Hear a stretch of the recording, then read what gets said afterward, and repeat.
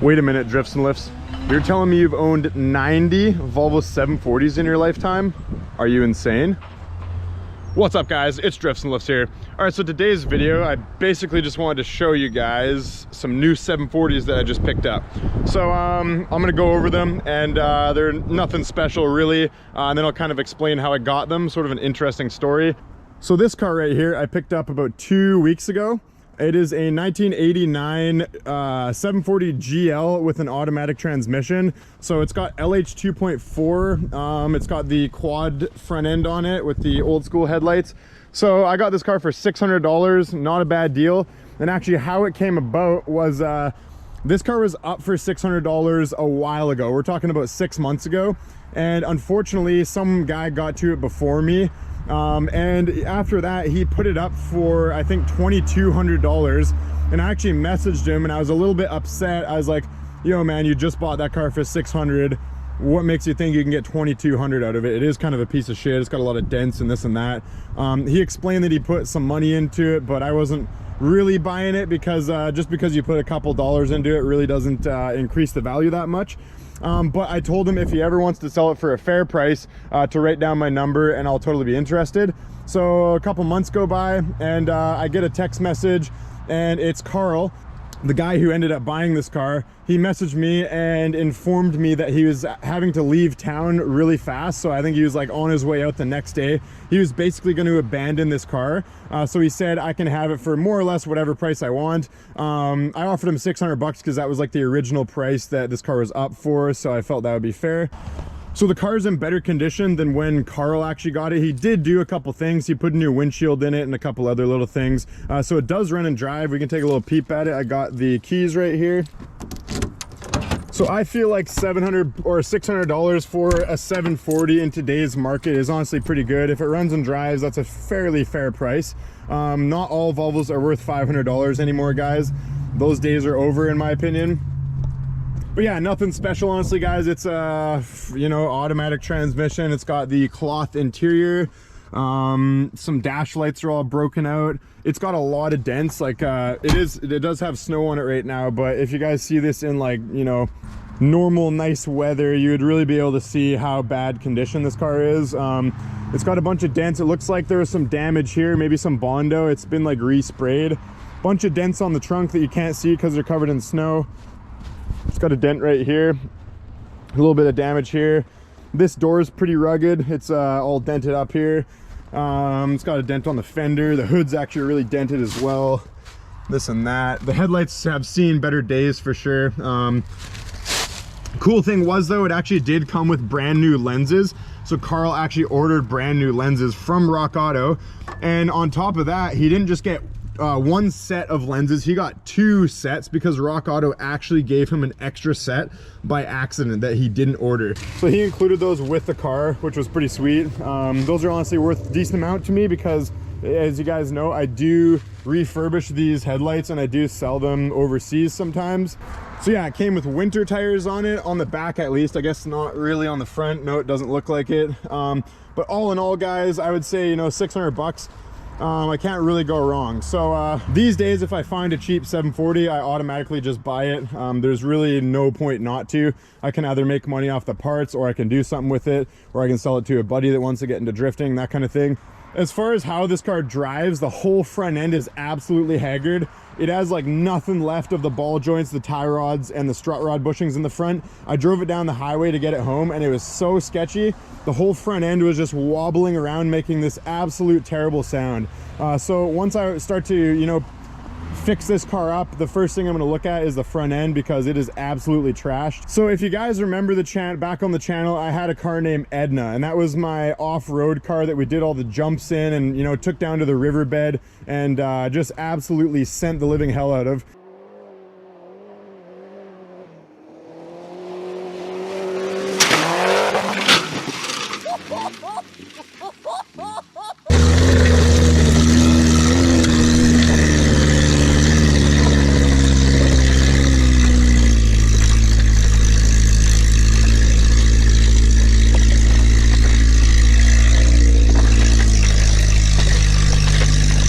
So Edna really inspired me to build something different.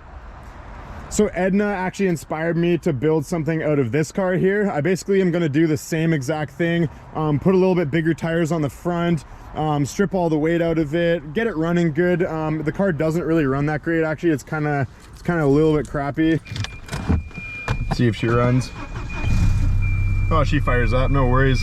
So when I was driving this home, it was kind of, when I went full throttle, it would sputter out and stuff. So more or less, it's just got, you know, some stuff to look over. I probably have to do a full stage 0 on it, new plugs, new wires, that kind of thing. You can already kind of tell it's like, it's hunting up and down with the idle.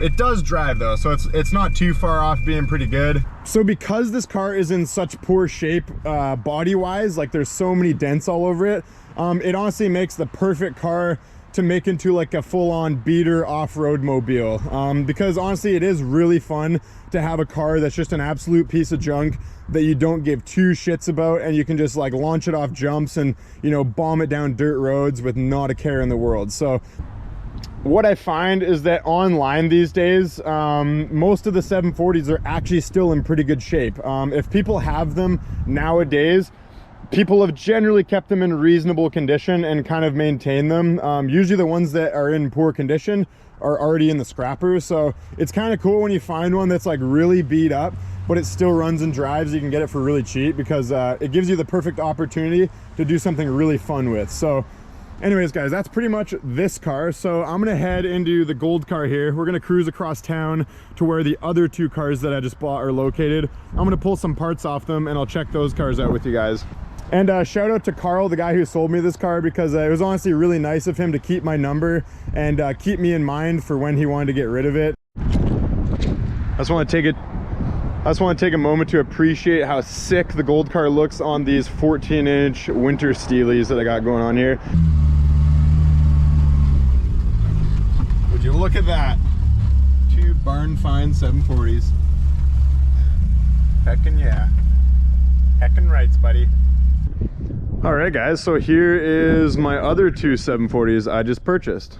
So this car right here with the headlights still on it is a 1989 GL automatic. So it's actually the exact same trim level and everything as Carl, the other car there.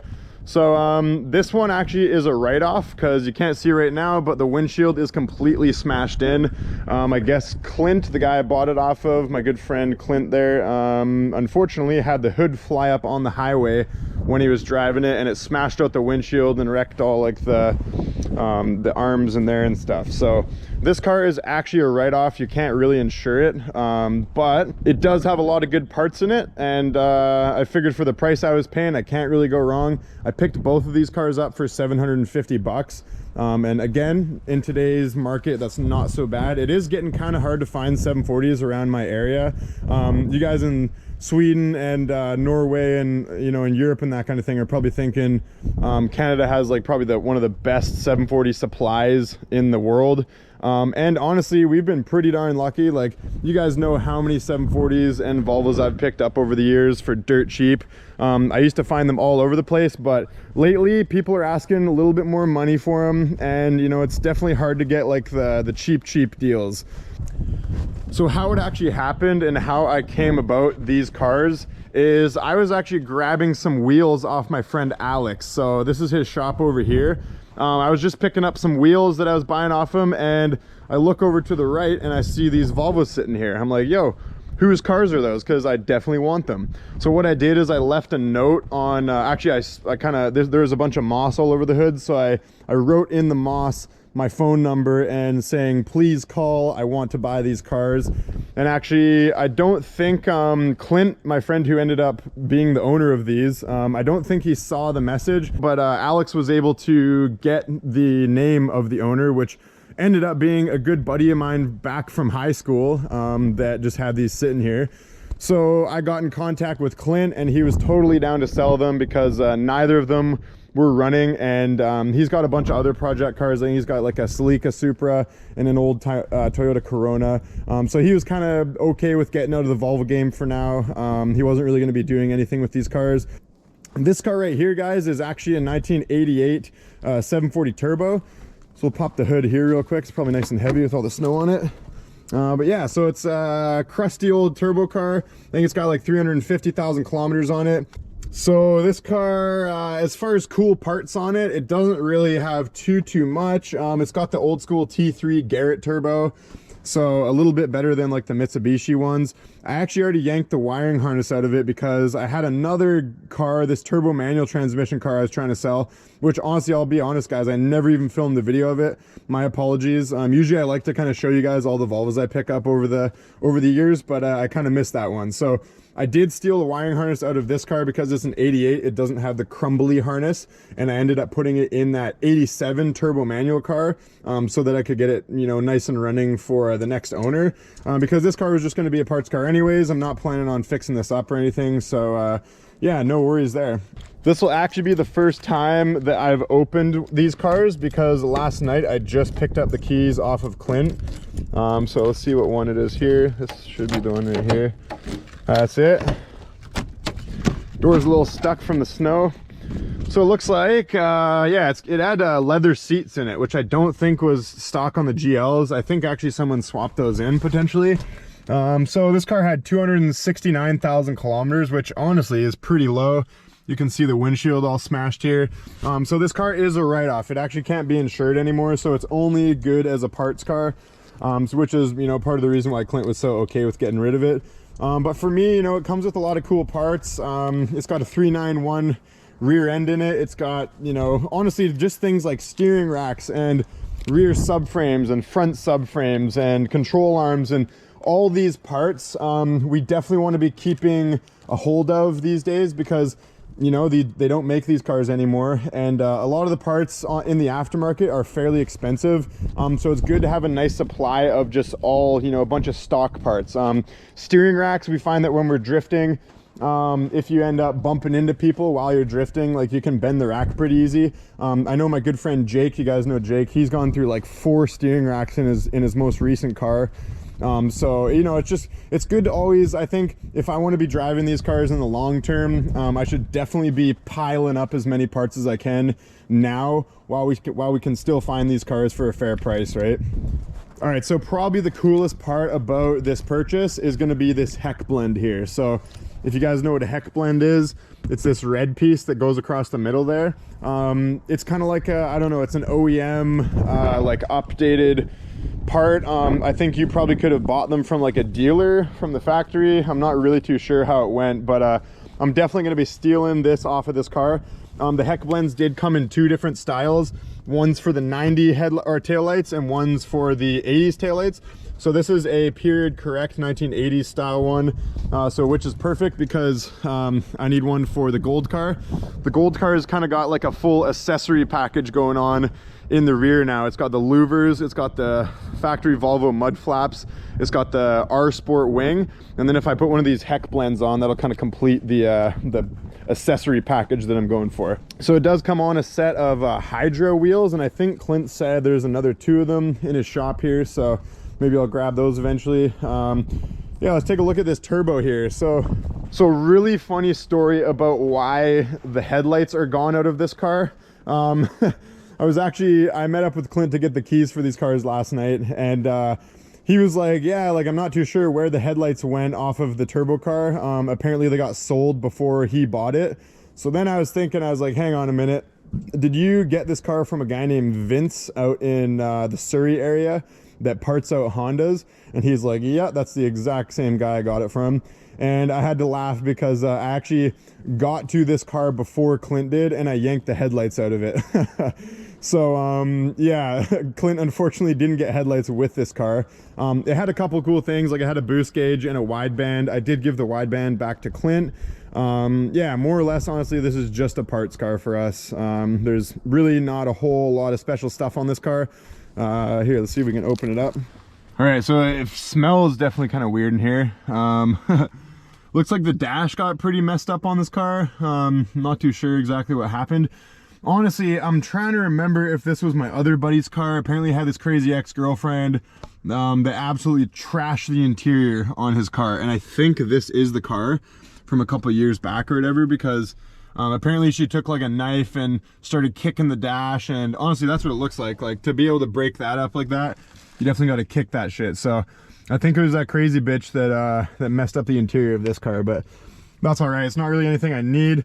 It's got the turbo style rear seats there, and it looks like the cloth seats from that GL were probably swapped into here, and then maybe this one had leathers in the front at one point.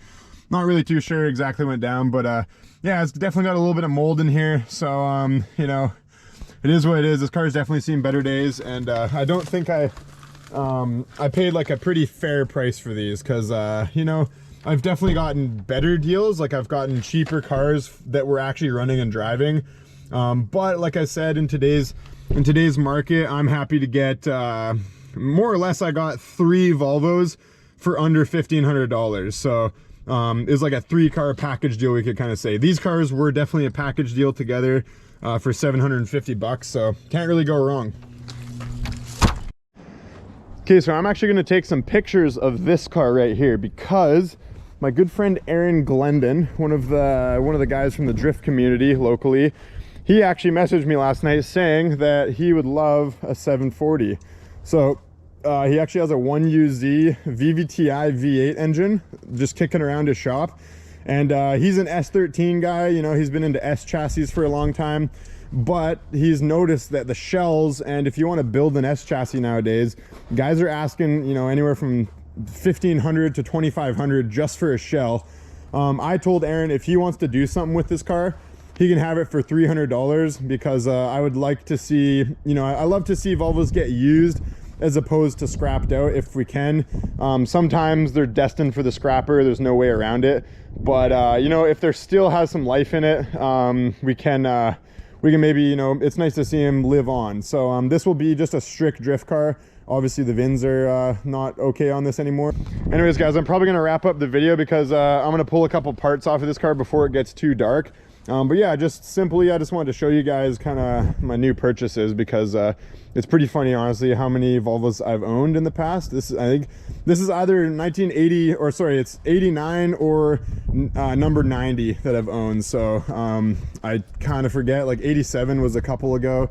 So stuff to come for the channel, guys. I think I mentioned in the last video that I do have the blue wagon pretty much done. We ran into a couple issues on the dyno, so we weren't able to fully tune it. I got to go kind of back to the drawing board with a couple parts, but I'm going to be showing you guys that car really soon. We'll just do a basic build breakdown walk around of it, because it's not running. You know, probably a month from now, we're going to actually like retune it, and you know, it'll be on the street, so I can do some really sick driving for you guys and film some cool videos that way. But yeah, really excited, because honestly, it's been a while since I've had my proper, you know, high horsepower turbo built drift car going. I have been bombing around the gold car for the last while, and honestly, I absolutely love this car, guys. This is probably one of my favorite Volvos I've ever made. This thing in the snow, I tell you, with these tires on the rear and on the front as well, this thing is unbeatable in the snow.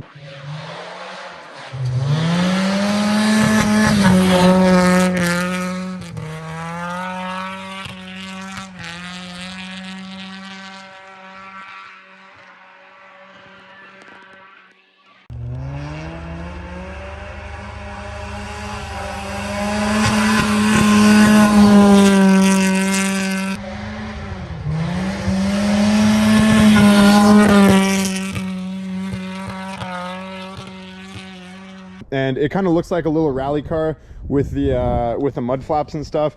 I just love it. So I actually redid the exhaust recently too. I didn't go over the axle high enough, so the axle was bumping into the over axle section, and basically I just cut it off right before the axle. I remade the whole over the axle section, and then instead of 2-inch blast pipes, I went with 2.5-inch blast pipes this time. So I think it looks pretty dope. As you guys know, I'm not running a bumper. That's literally just a skin.